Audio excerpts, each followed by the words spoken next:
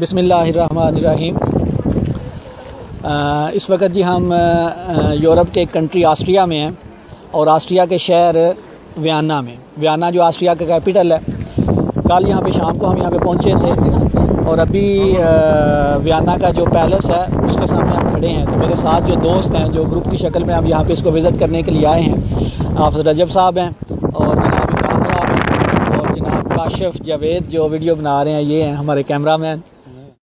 ये ऑस्ट्रिया की मशहूर तरीन बिल्डिंग में से एक बिल्डिंग है, बल्कि दुनिया की जो कदीम तरीन बिल्डिंग्स हैं और ख़ूबसूरत तरीन चंद बिल्डिंग्स हैं उनमें से ये इसका एक शुमार किया जाता है और इसका नाम है शॉनब्रुन पैलेस। शॉनब्रुन पैलेस बहुत कदीम पैलेस है और बहुत बड़ा पैलेस है। उसके यानी फ्रंट पे अब अभी हम खड़े हैं और इस पैलेस के बारे में आप थोड़ा सा इंट्रोडक्शन करवाएं कि ये पैलेस जो है ये कब बना था और इसके बारे में थोड़ा सा बताएंगे।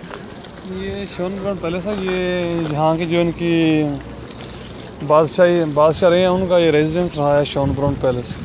तो इसको 1996 में जो यूनेस्को है, यूनाइटेड नेशन का जो कि तहफ़्फ़ुज़, उसमें इसको शामिल कर लिया। इनके कौमी जो वर्ल्ड हेरिटेज है, उसको 1996 में उसमें शामिल कर लिया गया था। तो अभी हम इसको विज़िट कर रहे हैं। इसमें पीछे छोटे छोटे बागात हैं, कमरे हैं, उनके जो बादशाह गुजरे हैं उनको जो उन्होंने चीज़ें इस्तेमाल उनके ज़रिए इस्तेमाल रही हैं वो हैं।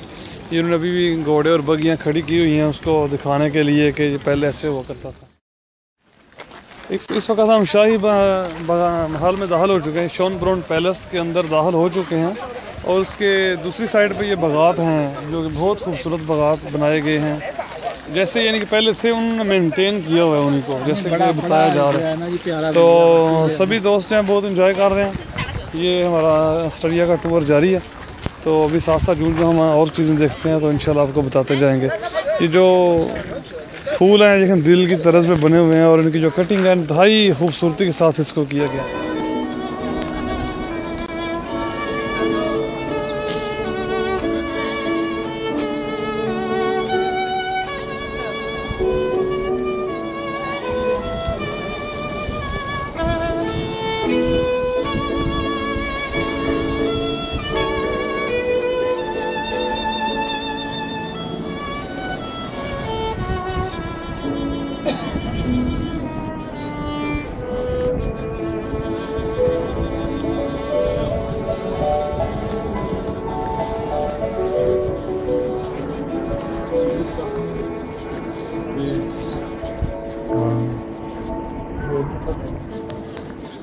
यदि हम शॉनब्रुन पैलेस के जो बागात हैं वो देख रहे हैं, इंतहाई खूबसूरत बाग हैं, बहुत मेहनत से इनको मेंटेन भी किया गया है।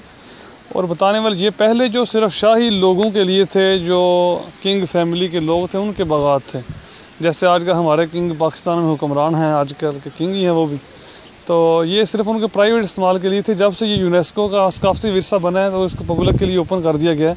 अब यहाँ पे कोई शाही रेजिडेंस तो नहीं है, लेकिन जो आम लोग देख सकते हैं कि इनका रहन सहन जो सब कैसा था। अब दुनिया बदल चुकी है, जैसे कि प्राइम मिनिस्टर, इंग्लैंड के प्राइम मिनिस्टर भी छोटे से घर में रहते हैं, 2 कमरे के बेडरूम में। लेकिन पहले जो इतने बड़े बड़े बागात सिर्फ एक फैमिली के लिए थे या उनके आने जाने वाले लोगों के लिए थे। तो बहुत खूबसूरत है। बिस्मिल्लाहिर्रहमानिर्रहीम।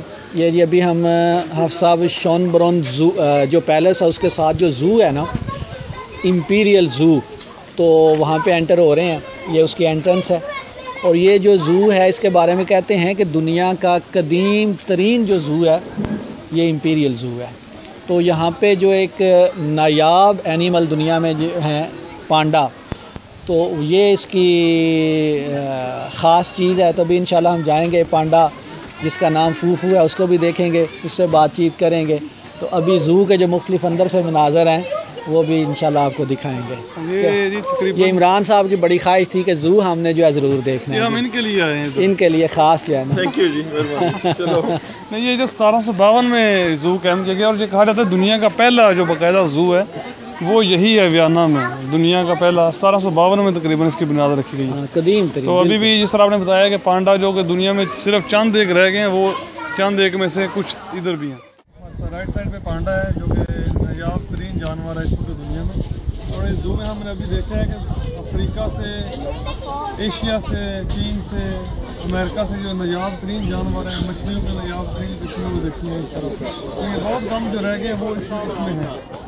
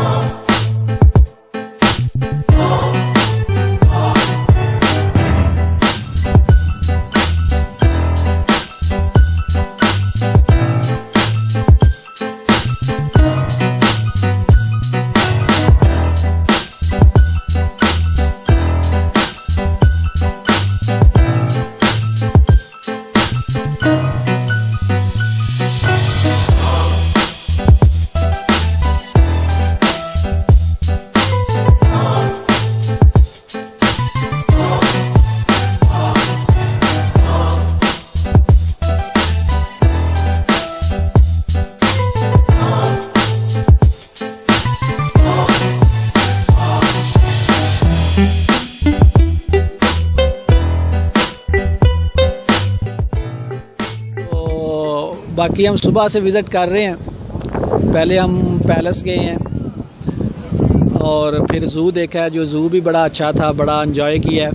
और उस ज़ू की जो ख़ास बात थी, जो इमरान साहब की बड़ी शदीद ख्वाहिश थी कि पांडा देखना है, जो कि एक नायाब जानवर इस वक्त दुनिया में सिर्फ चंद मुल्कों में ही है, तो वो पांडा हमने देखा है और इमरान साहब की ख्वाहिश पूरी किया। दूसरा एक यहाँ जो मैंने चीज़ नोट की है ना, सुबह से कल से हम फिर रहे हैं कि यहाँ के जो लोग हैं यानी इखलाकी एतबार से बड़े अच्छे हैं। और एक ख़ास चीज़ जो हमने देखी है, यहाँ पे नोट की है कि दयानतदारी और अमानतदारी के हिसाब से एक नमूना है ये, कि मुख्तलिफ ये जो हमें पिलर यहाँ पे नज़र आते हैं ना, खंबे लगे होते हैं, लाइट्स जो हैं इनके, तो वहाँ पे इन्होंने बूस्ते लिफाफे लगाए होते हैं और उनके अंदर अखबारें और मैगज़ीन ये रख जाते हैं हर रोज़। और उसके साथ ही एक छोटा सा बॉक्स बना होता है कि उसकी कीमत अगर 50 सेंट है या 1 यूरो उसके ऊपर लिखी होती है, तो बग़ैर किसी रोक टोक के, यानी ख़ुद ही कि वो वहाँ से एक अपना अखबार लेते हैं और कोई उनको पूछने वाला नहीं होता और ख़ुद ही अपनी मर्ज़ी से उसमें वो सिक्का डाल जाते हैं 50 सेंट का या 1 यूरो का, जितनी भी कीमत होती है। तो ये मैं बड़ा हैरान हूँ चीज़ देख के, और शायद यही जो है इनकी तरक्की का राज है कि इतनी अमानतदार और दयानतदार कौम कि ख़ुद ही वहाँ पे वो अखबार रख जाते हैं। एक तो होता है ना फ्री अखबार, फ्री जो प्राइस वाले होते हैं 1 यूरो के, यहाँ अभी भी लगे हैं ये, और ख़ुद ही वहाँ से लेते हैं और वहाँ पे वो 1 यूरो जो सिक्का वहाँ पे छोटा सा बॉक्स बना होता है वो डाल जाते हैं। ये मैं बड़ा मुतासर हुआ हूँ, यानी ये मुसलमानों के जो असूल थे, इन लोगों ने इन असूलों को इख्तियार किया है और ये लोग जो हैं तरक्की कर गए हैं। हमने उन असूलों को छोड़ दिया है और जो है पस्ती और ज़िल्लत हमारा मुकद्दर बन गया। क्यों आप इमरान साहब क्या समझते हैं कि ये जो आपने चीज़ नोट की है, आपने भी इसको फील किया है? ट्रांसपोर्ट में भी देखा है, देखा है कि कोई जो है ना जब टिकट लेते हैं तो कोई पंच करने बस एक मशीन लगी हुई है, कोई बैरियर नहीं है कि अगर आपने पंच करना है तो उसने खुलना है, कोई बैरियर नहीं। आप फ्री भी उसको धोखा दे के भी आप ट्रेन पे सफ़र कर सकते हैं, लेकिन जो है ना फिर भी हर आदमी टिकट लेके ही जो है ना वो सफ़र कर रहा है। तो ये बहुत अच्छी बात है, बहुत अच्छी बात है, ये बहुत अच्छा असूल है। ये मैं तो जो समझा हूँ वो बेसिक जो है ना एजुकेशन का जो है ना वो डिफरेंस है। एजुकेशन जो सिखाती है आदमी को कि सही और गलत की जो तमीज़ है। इन लोगों का आखिरत में कोई ईमान नहीं। हाँ। हम मुसलमानों का तो आखिरत पे ईमान है कि आखिरत में हिसाब किताब नहीं, इनका तो ईमान, लेकिन इसके बावजूद ये इतने ईमानदार हैं। और जैसे कहते हैं ना, वो मिसाल हमने अपनी आंखों से देखी है, बाकी यूरोप भी फिरा, लेकिन इस लिहाज तक अभी ये पहला मुल्क है इस लेवल तक जहाँ पे लोगों का एतमाद गवर्नमेंट पर, गवर्नमेंट का लोगों पर एतमाद है कि आपस में एक दूसरे को धोखा नहीं देना।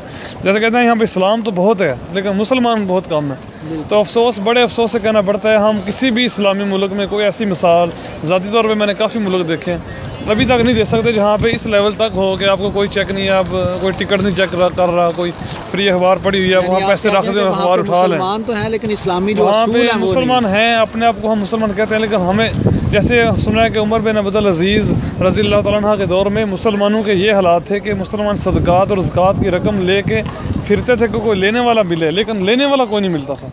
उस वक़्त मुसलमानों को ये औसाफ थे, ये इन्होंने मुसलमानों से लिए हैं और आज अपना लिए हैं, और आज हम मुसलमानों ने छोड़ दिए हैं अपने औसाफ और हम यानी कि पीछे चले गए हैं और ये हमसे आगे तरक्की कर रहे हैं। सब ये तो असूल जो अल्लाह पाक अल्लाह और अल्लाह के रसूल ने हमें असूल दिए हैं ना, ये तो ऐसे बुनियादी और बेहतरीन असूल हैं कि इन असूलों को जो भी इख्तियार करेगा वो इन असूलों की जो बरक़ात हैं वो बरक़ात हासिल करेगा।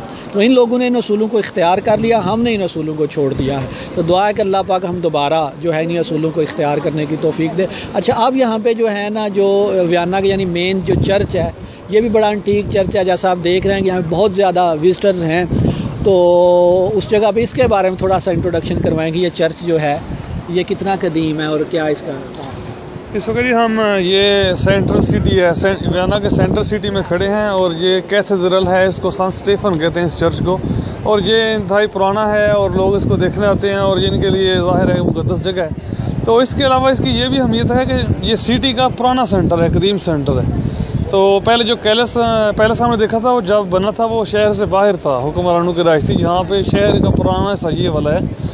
तो जब मुसलमानों के दौर में भी जब खिलाफत उस्मानिया के सुल्तान सुलेमान की फ़ौजें जहाँ तक पहुँची थी वियन्ना तक, हम पढ़ते हैं किताबों में 15वीं सदी के आखिर में तुर्क अफवाज जो हैं वो जहाँ तक पहुँची थी और 2 महीने तक उन्होंने मुहासरा किए रखा इस शहर का। तो इन्होंने इस चर्च से थोड़ा पीछे हट के 2 मीटर चौड़ाई की दीवार बना दी थी जो कि शहर की दिफा करने के लिए। तो उसके बाद यकदम मौसम भी तब्दील हुआ, बर्फ़बारी यानी कि मौसम से पहले हो गई और मुसलमानों की फ़ौज में काफ़ी फ़ौजी बीमार हो गए और उनको वापस जाना पड़ गया पीछे से, वो कामयाब नहीं हो सके। यहाँ पे हुकूमत तो कायम नहीं हुई, लेकिन जहाँ तक सरहदें मुसलमानों खिलाफत उस्मानिया की रही हैं पहुँची। और जो इसमें घंटी लगी हुई है जो कि बहुत ऊंचा मीनार है इसके साथ, चर्च के साथ, तो घंटी की ये खसूसियत है कि जब तुर्क फ़ौजों ने हमला किया था इस पर, तो जो वो गोले बरसाते रहे थे वहाँ वो लोहा जमा करके उससे ये घंटी बनाई गई थी।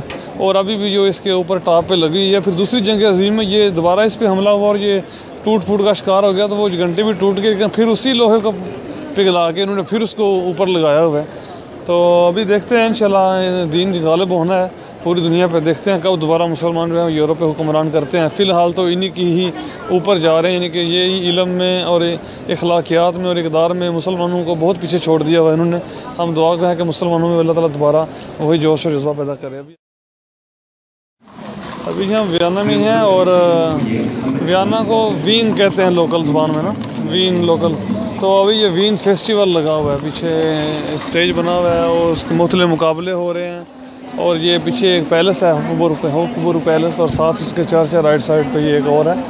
ये भी सेंटर के करीब ही है, लेकिन बहुत अच्छी जगह है, बहुत खूबसूरत जगह है। अगर आप वियन आएँ तो आप ज़रूर ये सारे सेंटर सिटी देखें। ये जी अभी हम वियन्ना की एक और जो बेस्ट अट्रैक्शन है वहाँ पे खड़े हैं, और दरियाए डैन्यूब इसका नाम है। और इस दरिया के बारे में जो है बहुत ज़्यादा विजिटर यहाँ पे भी आते हैं और इसका इंट्रोडक्शन हाफ़िज़ साहब करवाते हैं। जी बताएं जी इस दरिया के बारे में ज़रा, क्या इसकी ख़ुसूसियत है? दरियाए डैन्यूब जो है ये यूरोप का सबसे लंबा तरीन दरिया है और 10 मुल्कों से होकर गुजरता है, और इसकी टोटल लंबाई जो है 2800 किलोमीटर से थोड़ी सी ज़्यादा है। और ये 10 मुल्कों से गुजरता है, जिनमें से 3 कैपिटल जो यूरोप के सिटी हैं उनको टच करता है, जिनमें से एक वियन्ना है और जिसमें अभी इस वक्त हम खड़े हैं। तो बहुत ज़्यादा लंबा है और खूबसूरत है। ये अभी थोड़ा सा नज़र आ रहा है, इसकी दूसरी तरफ भी दरिया ही है, बीच में थोड़ी सी पट्टी है जो कि मेन टूरिस्ट के लिए ज़्यादा यानी कि अट्रैक्टिव का बायस है। तो इसके अलावा एक और इसमें यानी जो रीज़न है विजिटर के ज़्यादा आने की, यहाँ पे जो बिल्डिंग्स हैं यानी बहुत बड़ी बड़ी बिल्डिंग्स बनी हुई हैं, जिसमें से एक UNO का जो है ऑफिस है, उसकी भी 2-3 बिल्डिंग्स इकट्ठी बनी हुई हैं। इसके अलावा और जो है शीशे की बिल्डिंग्स जिस तरह पेरिस में बनी है। वियन्ना सिटी में ना दुनिया के जो इंटरनेशनल ऑर्गेनाइजेशंस हैं उनकी काफ़ी ऑफिस हैं, जिनमें से यूनेस्को के, यूनाइटेड नेशन के, और जो AEIO एक और इदारा है जो कि एटमी तवानाई को उसको करता है, उसका भी इसी सिटी में ऑफिस है। तो जो इनके दुनिया के तहफ़्फ़ुज़ के लिए सेंटर है, ये वर्ल्ड सेंटर है सिटी है।